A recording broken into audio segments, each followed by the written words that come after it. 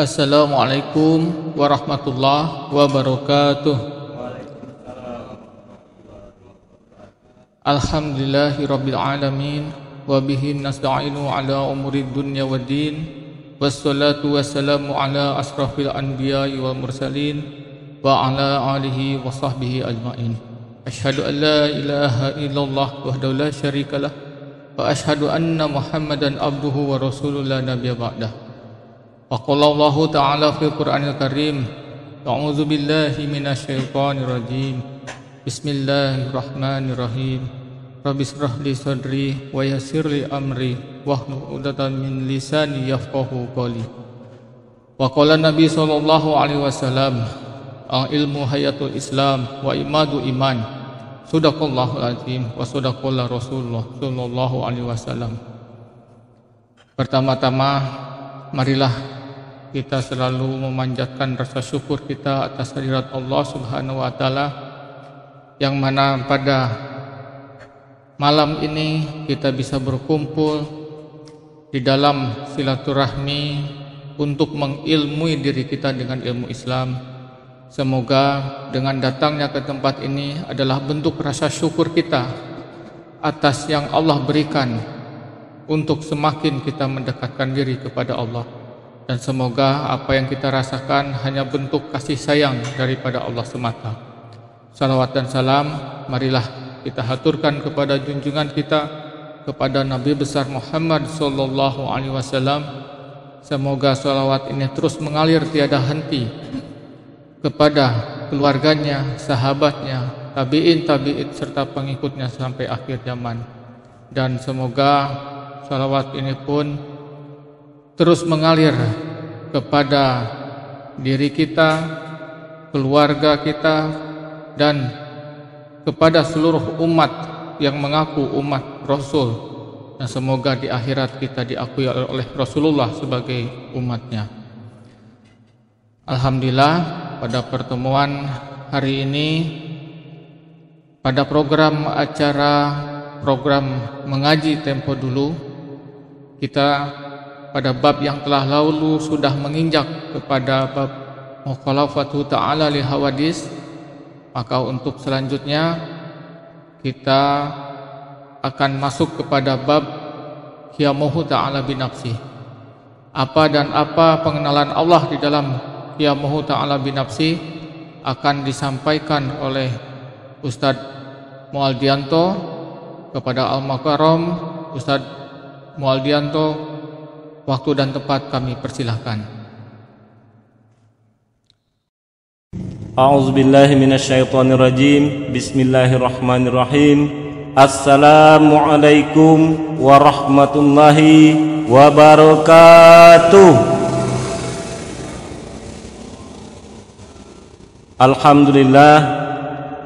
Alhamdulillahillazi arsala Rasulullah bil huda wa dinil haqq liyuzhiruhu ala dini kullihi walau karihal musyrikun. Asyhadu an la ilaha illallah wahdahu la syarikalah wa asyhadu anna Muhammadan abduhu wa rasuluhu la nabiyya ba'dah. Wa qala Allah ta'ala fi kitabihil karim, a'udzu billahi minasyaitonir rajim. Bismillahirrahmanirrahim.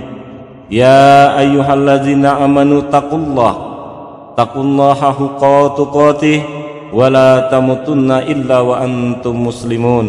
Shadaqallahul azim. Pertama-tama marilah sama-sama kita panjatkan rasa puji dan syukur kita kehadirat Allah Subhanahu wa taala, yang mana Allah Subhanahu wa taala telah banyak memberikan kita begitu banyak nikmat sehingga kita tidak dapat menghitung nikmat-nikmat yang telah Allah berikan kepada kita. Yang paling utama yaitu nikmat iman dan nikmat Islam. Salawat beserta salam tidak juga lupa kita haturkan kepada junjungan kita, Nabi besar, Nabi agung, Nabi Muhammad sallallahu alaihi wasallam. Dan semoga juga salawat beriring salam ini juga tercurahkan kepada sahabat, tabi'in wa tabi'un wa tabi'in, dan zuriatnya serta pada pengikutnya hingga akhir zaman. Dan tidak juga lupa kita bermohon serta bermunajat kepada Allah Subhanahu wa taala, semoga kita semua diakui oleh Rasulullah sallallahu alaihi wasallam sebagai umatnya di yaumil akhir nanti. Amin, amin, amin ya rabbal alamin. Baiklah, untuk memasuki program mengaji tempo dulu kita pada pertemuan ini, tentulah pada pertemuan yang lalu kita telah memasuki yaitu satu bab, yaitu bab salbiyah. Di dalam bab salbiyah ini telah sama-sama kita ketahui bahwa ada beberapa sifat. Yang pertama yaitu sifat kidam, yang kedua baqo, yang ketiga muhalafatuhu ta'ala lil hawadis, yang keempat qiyamuhu ta'ala binafsihi, dan yang kelima yaitu wahdaniyat. Pada pertemuan kita yang lalu, artinya kita telah melewati beberapa macam sifat.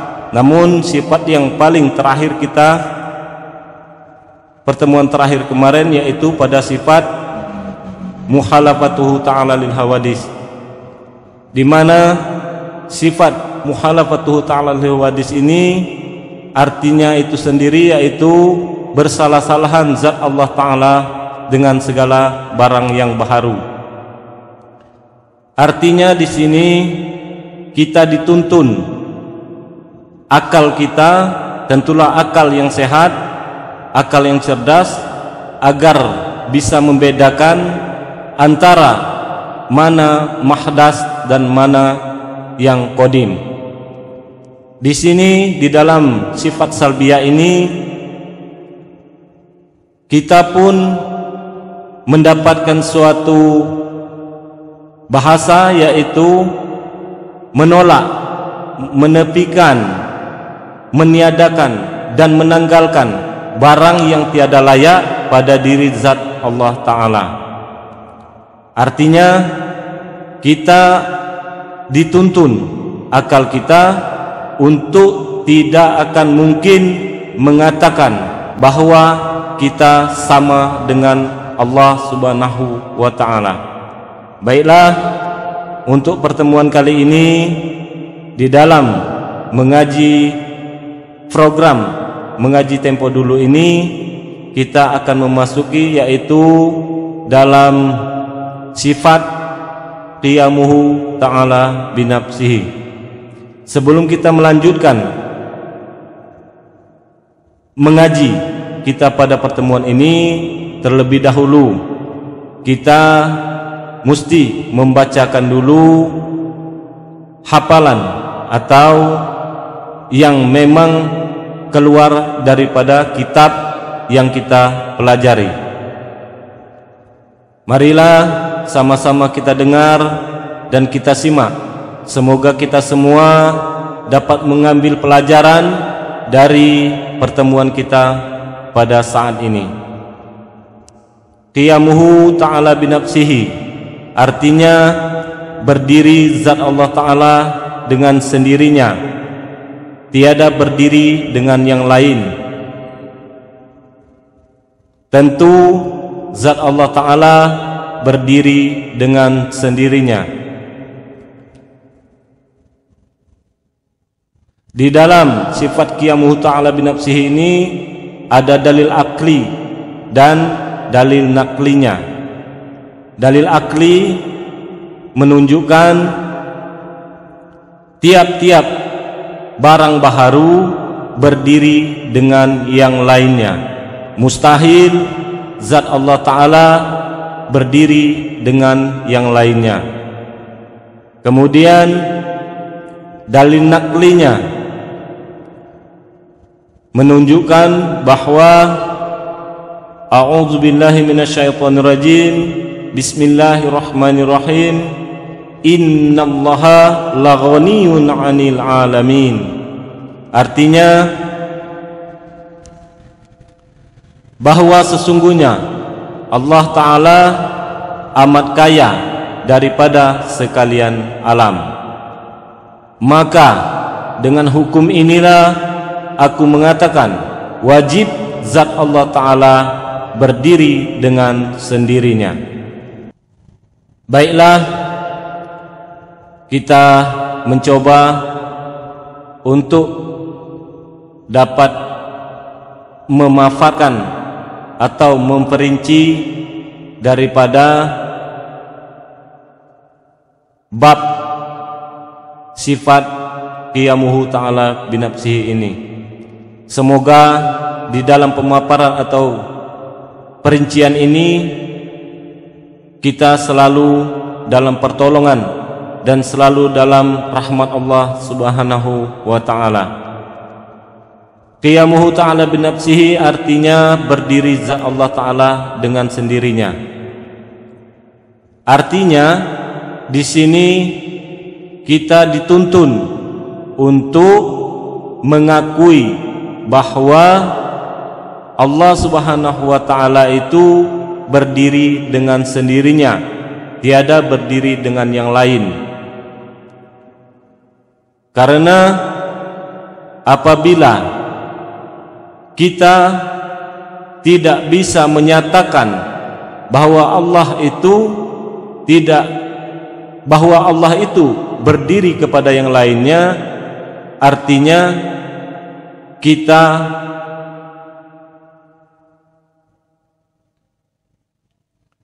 masih menyamakan zat Allah Ta'ala itu dengan mahdas atau barang ciptaannya. Jadi perlu kita ketahui bahwa di dalam sifat qiyamuhu ta'ala binafsihi ini sendiri ingin memberitahukan kita tentang diri zat Allah Ta'ala, atau dalam hal berdirinya. Bagaimana berdiri zat Allah Ta'ala tersebut? Tentulah tidak sama seperti pemikiran kita bahwa Allah itu berdiri layaknya kita sebagai barang baharu atau barang yang dijadikan.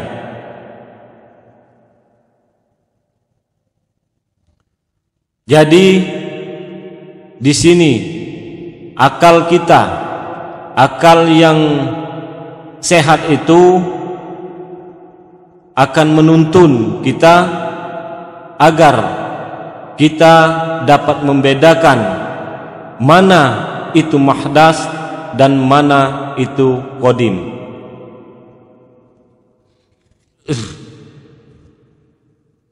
Selanjutnya, di dalam sifat qiyamuhu ta'ala binafsihi ini ada dalil akli. Nah, dalil akli inilah yang seperti yang dikatakan di awal tadi, yang mesti cerdas, mesti sehat agar bisa mencerna apa-apa yang kita pelajari pada pertemuan kali ini. Dalil akli berbunyi, tiap-tiap barang baharu berdiri dengan yang lainnya. Jadi artinya kita sebagai manusia ini tidak bisa berdiri sendiri. Kita mesti ada sesuatu, atau mesti ada rekan, atau mesti ada sahabat, atau mesti ada seseorang yang dapat berdiri atau dapat bersama kita agar kita ini dapat melangsungkan hidup. Karena secara hukum akal tadi jelas bahwa kita tidak bisa terlepas daripada yang lainnya. Artinya kita bergantung kepada yang lainnya. Salah satu contoh Umpamanya ketika kita lapar, umpamanya kita memerlukan sesuatu yang biasa kita makan. Nah, ini contohnya misalnya nasi. Artinya ketika seseorang tersebut mengalami kelaparan, dia secara otomatis akan mencari sesuatu untuk dimakannya agar menghilangkan rasa laparnya tadi. Nah, ini berarti kita butuh kepada yang lainnya, maksudnya butuh kepada nasi ini tadi agar kita hilang, agar kita terlepas dari kelaparan. Ada contoh lagi, seumpama seorang raja. Bagaimana dia dikatakan seorang raja ketika dia tidak mempunyai rakyat, dia tidak mempunyai bawahan-bawahan? Karena yang namanya seorang raja, dia mesti banyak mempunyai bawahan atau banyak mempunyai pengikut-pengikut agar dapat melaksanakan kepemimpinannya di dalam kerajaannya itu. Apabila tidak ada orang-orang lain di dekatnya, maka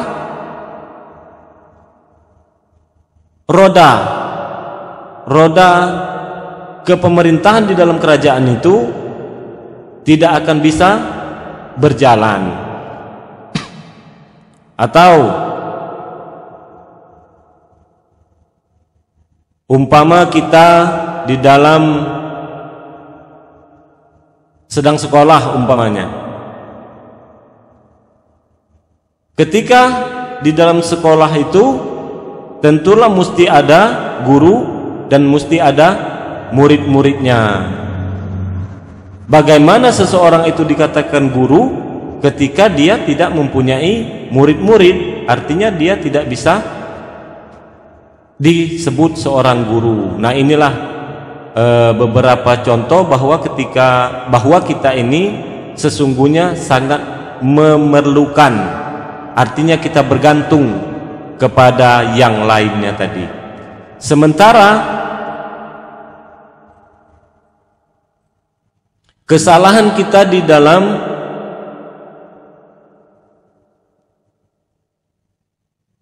memahami, yaitu dalil akli, bahwa tiap-tiap barang baharu berdiri dengan yang lainnya.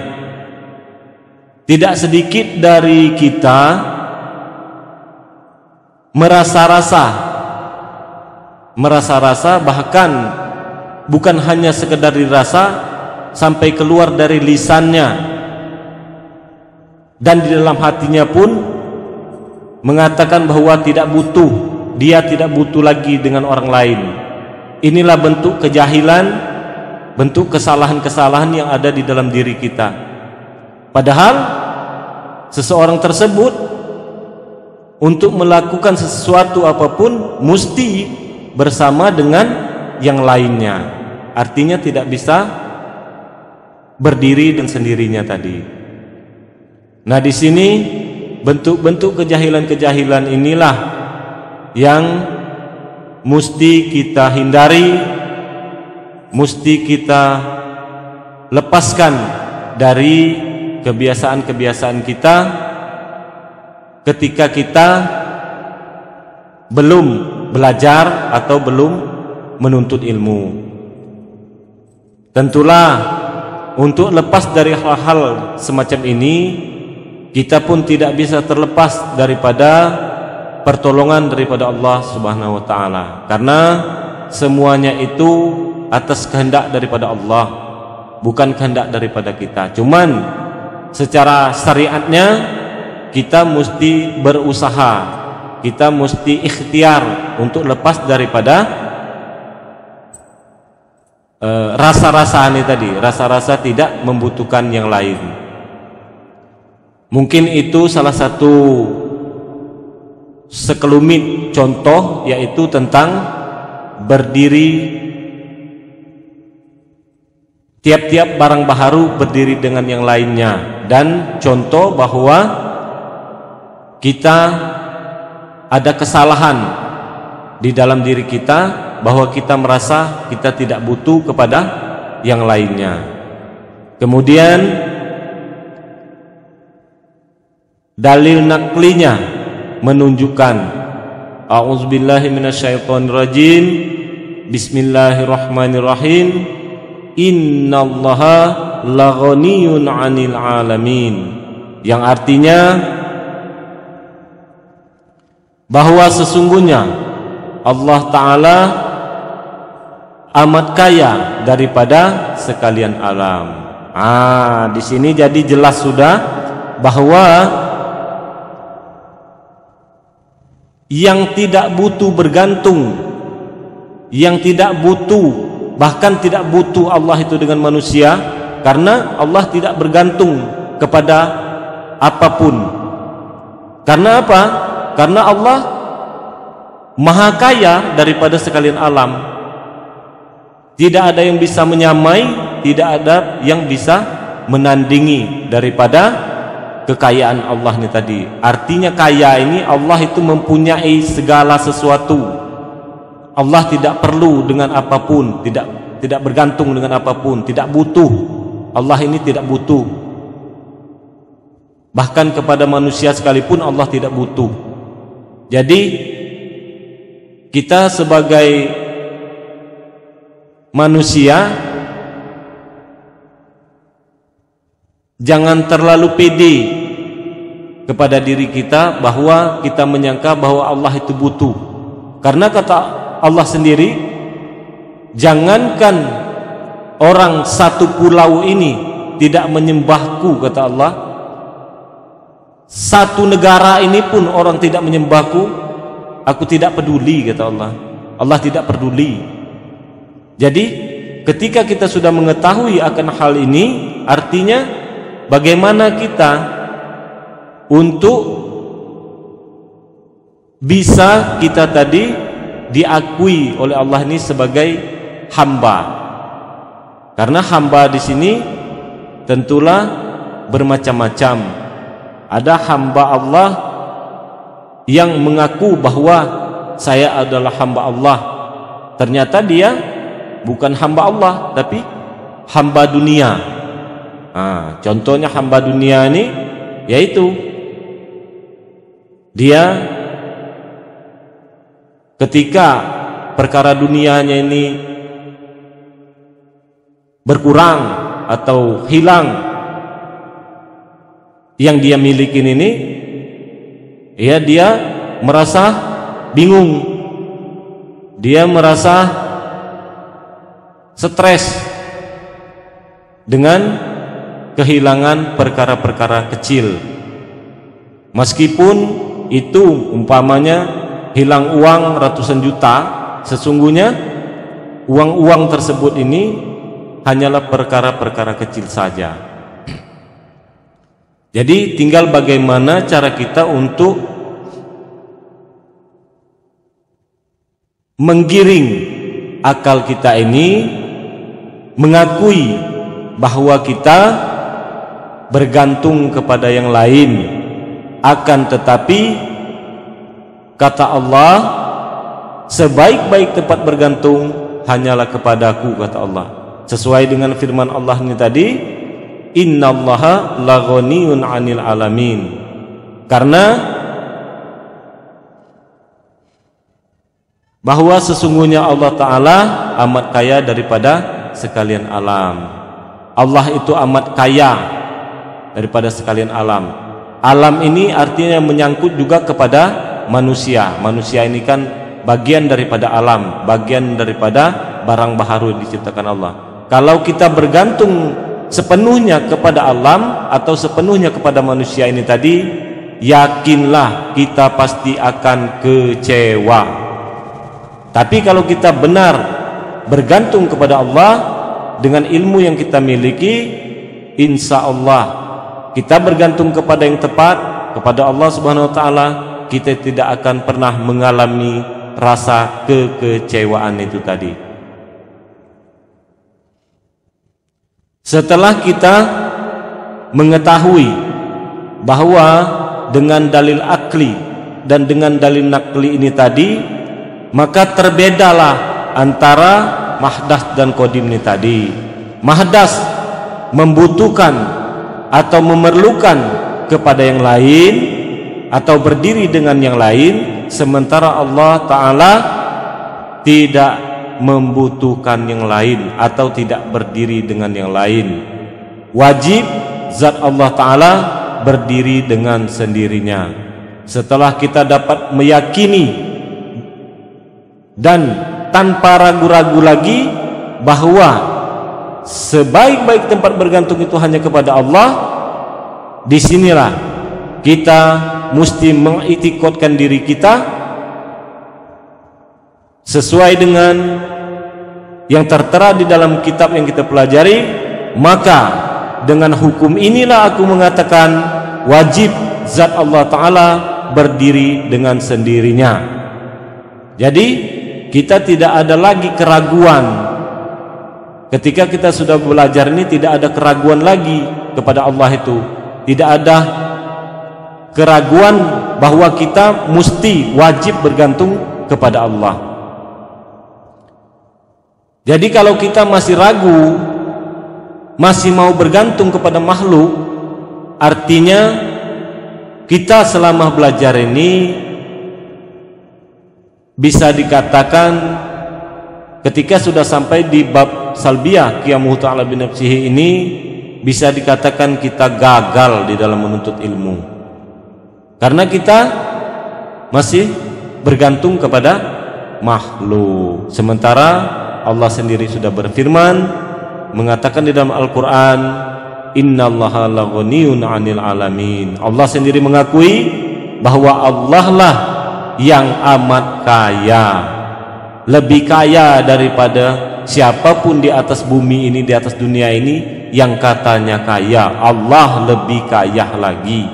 Jadi tentulah ketika kita belajar di dalam sifat qiyamuhu ta'ala binafsihi ini melalui dalil akli dan dalil nakli ini, kita sudah tidak ada keraguan lagi untuk meyakini bahwa Allah Subhanahu wa Ta'ala di dalam sifat qiyamuhu ta'ala binafsihi ini benar adanya, bahwa Allah itu berdiri dengan sendirinya.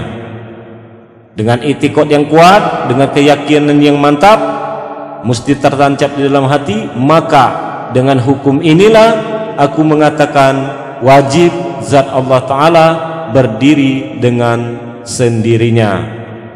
Kemudian yang terakhir, untuk mengetahui daripada perbedaan antara mahdas dan qadim, bahwa sesungguhnya manusia itu berdiri dengan yang lainnya.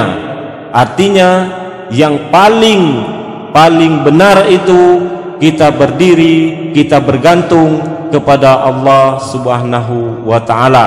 Sedangkan kepada Allah sendiri, Allah amat kaya, Allah tidak membutuhkan kita, Allah Subhanahu wa Ta'ala tidak memerlukan makhluk. Maka disinilah kita terbeda antara mahdas dan qadim.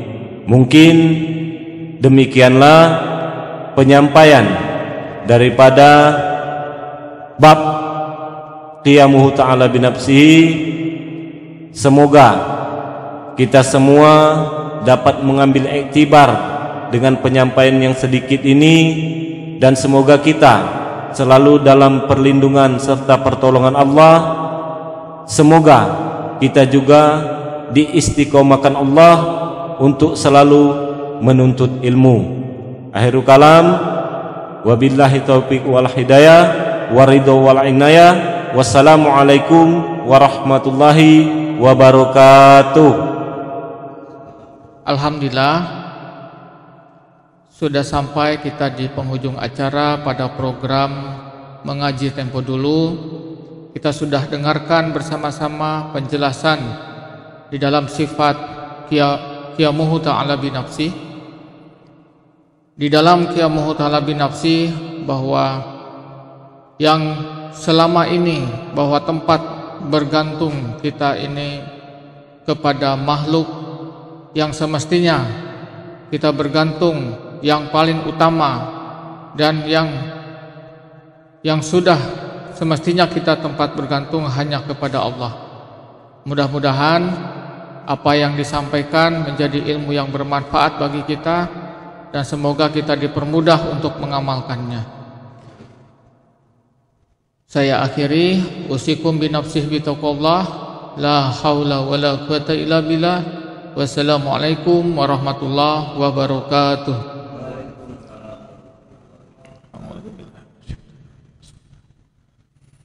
Inna Allaha wa malaikatahu yusalluna 'alan nabi ya ayyuhalladzina amanu sallu 'alaihi wa sallimu taslima. Salatullah salamullah ala taha rasulillah. Salatullah salamullah ala yasin habibillah. Tawassalna bismillah wa birhadi rasulillah wa kulli mujahidi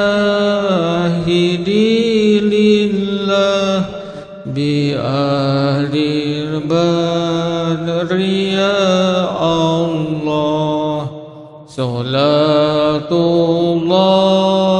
salamullah ala taha rasulillah. Salatullah salamullah ala yasin habibillah. Ala yasin habibillah. Allahumma sholli ala rasulika ala sayyidina ya maulana ya Muhammad. Marilah kita tutup majelis ilmu dan sholawat ini dengan doa kifaratul majelis. Subhanakallah wa bihamdika asyhadu an la ilaha illa anta astaghfiruka wa atubu ilaik. Walhamdulillahi rabbil alamin.